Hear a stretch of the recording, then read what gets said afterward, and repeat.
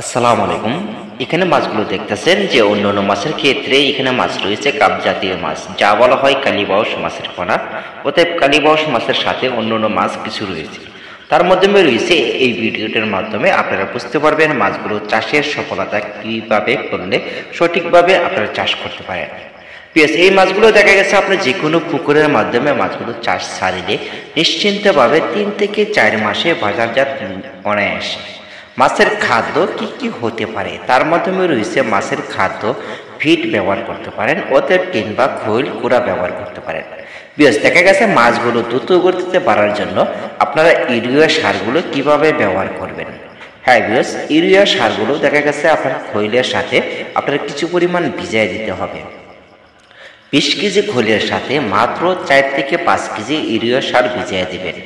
Urea সার অতএব দেখা গেছে মাইটা সার এগুলো ভিজিয়ে দিতে হবে। তার মাধ্যমে রয়েছে খাদ্যটা আপনার 2 থেকে 3 দিন পর মজলে তাহলে আপনার পুকুরে প্রয়োগ করবেন, নিশ্চিন্তভাবে আপনার মাছগুলো চাষের সফলতা থাকবে। 1 মাস পর পর আপনার খাদ্যটা 5 থেকে 7 দিন করে এভাবে খাওয়াবেন, তাহলে মাছগুলো দ্রুত গতিতে মাছগুলো বাড়বে। ওতে মাছগুলো 3 থেকে 4 মাসে বাজারজাত করতে পারেন।